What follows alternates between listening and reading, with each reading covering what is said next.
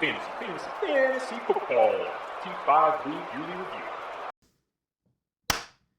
All right, so this matchup is going to cover the Cincinnati Bengals, Ja'Marr Chase, going up against the Seattle Seahawks, Cooper Kupp. Now, this is not going to be, Ja'Marr Chase finished number one. We all are aware of his performance last year in fantasy, but we're still going to go through the regular kind of matchup here to kind of determine what Cooper Kupp's projections or fantasy projections will consist of. But let's start with the offseason moves for each team. So when we focus on the Bengals, there's nothing to be concerned about fantasy owners for Ja'Marr Chase stock. The Bengals were able to re-sign Chase to a 4-year extension, and they secured the other top-tier wide receiver talent, T. Higgins, on a 4-year deal. So the Bengals, once again, are going to be fielding the same three-headed monster between Burrows, Chase, and Higgins going into this upcoming season. Seattle, on the other hand, their team almost looks completely reformed on the offensive side in the skill positions.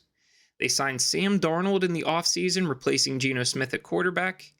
And he was very impressive with the Vikings, leading them to the second best record in the NFC North and to a playoff berth. Seattle also acquired Cooper Kupp, who we're covering today, and Marquez Valdes-Scantling. And this is all to help Jackson Smith-Njigba in the wide receiver core. So early speculation for Kupp is that he's going to be aggressively competing for targets against Smith-Njigba. It's going to be pretty fun to watch how it unfolds. Both of them are top tier route runners and have great ball possession. So because of that speculation, there's a good chance that Cooper Kupp might not be as fantasy dominant as he has been in past years. When we look at the upcoming draft, to no surprise, the Bengals appear to be in many mock drafts targeting the offense and defensive line improvements. Now, this bodes very well for Chase if they're able to get some more offensive line help there to kind of protect Burrows. That means a longer time in the pocket. He's going to be able to rip the ball downfield. It just opens up the entire secondary.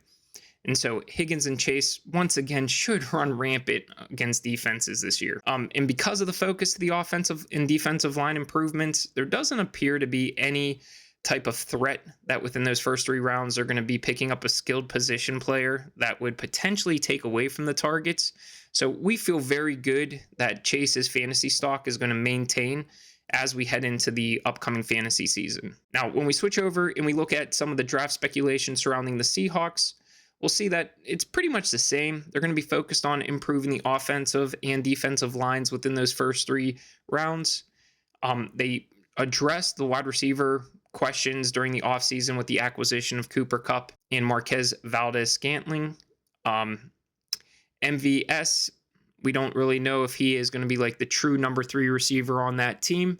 There's a chance that in one of the later rounds, they might take a shot on a WR option, depending on who is still on the board.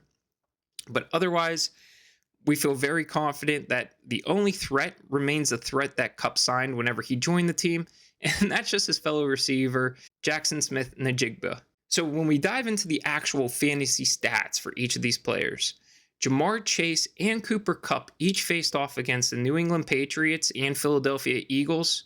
So what that means is for the Patriots, we have some comparable matchups for Christian Gonzalez and Jonathan Jones, their starting cornerbacks last year. And for the Eagles, Darius Slay and Quinyon Mitchell. So those are going to be 2 of the games that we're going to focus on for each of these players. Now, when we look at the stats themselves, we'll start with Ja'Marr Chase. Ja'Marr Chase had 1 week where he was a bust, and then 9 weeks where he was a boom, to no one's surprise. He finished number 1 in the player rankings and fantasy at the player position, and his most explosive week came in week 10 against the Baltimore Ravens, where he had 11 receptions for 264 yards, 3 touchdowns on 17 targets. And that was good enough for 55.4 points, and he did top 40 points on 3 separate occasions throughout the year. When we shift over to Cooper Kupp, first thing we're going to see is Cooper Kupp had a very difficult start to the season. Weeks 3, 4, 5, and 7, he was out due to injury. But he still managed to put up moderately decent numbers throughout the course of the season. He had 4 weeks where he was a bust, 4 weeks where he was a boom, and he finished 38th in the player rankings. Now, his very first week against Detroit, what happened to be his best fantasy season, he had a stat line of 14 receptions, 110 yards, 1 touchdown, on 21 targets. So he came up with 32 total fantasy points in that game. So now that we've compared the best weeks for each of the players, let's go ahead and look at the matchups in which they both faced off against the same defenses and cornerbacks. So Jamar Chase met the New England Patriots in week 1, where they held him to 6 receptions for 62 yards, 0 touchdowns on 6 targets. So even though it was a highly efficient game, whenever Burrows threw the ball to Chase, Chase caught it. He didn't have the big plays when it comes to the yardage, and he didn't secure the touchdowns, which obviously goes a long way towards fantasy. So he finished that game with 12.2 points. On the other side, Cooper Kupp, when he faced the New England Patriots in week 11, he had 6 receptions for 106 yards, 2 touchdowns on 10 targets. So this was one of his better games of the year. He ended that game with 28.6 points, giving him the edge up in this one-on-one competition so far. And then our second matchup was going to be how each of them fared against the Philadelphia Eagles and Darius Slay and Quinion Mitchell. Jamar Chase went up against the Eagles in week 8, where he had 9 receptions for 54 yards, 1 touchdown on 11 targets. So he had a ton of receptions for little yards, but that touchdown really helped push him over the top, and he managed to finish with 20.4 fantasy points. And don't forget, the Philadelphia Eagles defense is what won them the Super Bowl last year, in my opinion. I mean, the offense helped Saquon Barkley, of course, but they really kept Kansas City off the field. And then when we look at how Cooper Kupp fared against Philadelphia, he had 8 receptions for 60 yards and 1 touchdown.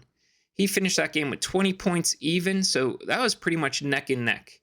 We can see that Philadelphia, even though they might have been giving up a lot of receptions to each receiver, they did a very good job keeping low yardage, but they did give up a touchdown to each one of them.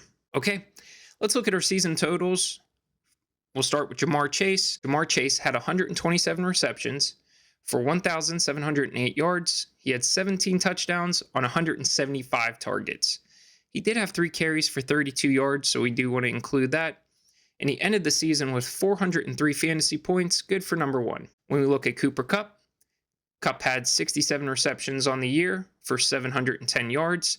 He had 6 touchdowns on 100 targets. He did have 2 carries for 10 yards, and he finished the season with 175 points. All right, so now it's time for us to take all that information and determine who we believe should advance to the second round of this wide receiver 1 elimination bracket challenge. It's, as I mentioned at the very beginning, Jamar Chase. There's no, when we consider what the Bengals have done in the offseason, what they're projected to do in the draft, and how he performed last year, there's a very good chance that he's going to have another top 5 fantasy season when it comes to points. When we look over at Cooper Kupp, the Seattle Seahawks, their offseason consisted of acquiring Kupp, bringing in another wide receiver. So there's going to be a lot of competition for targets over there. They're bringing in a brand new quarterback that hasn't played with any of the receivers in that receiving core yet. So there's a lot of question marks as to the productivity. Now, we know he's going to be productive, right? We just don't know, what does that mean fantasy-wise for our fantasy owners that are going to be targeting Kupp? He had some injuries. He had some injuries last season, which have kind of plagued him throughout the course of his career, and he was nowhere near as productive, especially considering he had a Week 15 against San Francisco that saw 0 catches on 3 targets and a 0 stat line when it comes to fantasy points, purely because of all the changes that Kupp's going through, and the fact that Jamar Chase is staying with his quarterback and top-tier talent across this on the other side of the field from him. We're going to give the nod to Jamar Chase in order to advance to the next round. And Cooper Kupp, you're on the bench. All right. I hope you enjoyed that little breakdown and comparison. We're not saying that Cooper Kupp is not going to be, that he's not worth picking up next year. But as of right now, he's more or less looking like a WR2 flex option for me. I want to hold off on mentioning whether or not I think JSN is going to be better than him. But of course, time will tell. Okay, we're about to wrap up round 1, get into the rapid fire for round 2. Thanks again for watching. Leave a comment, like, don't care if you share. Have a good one.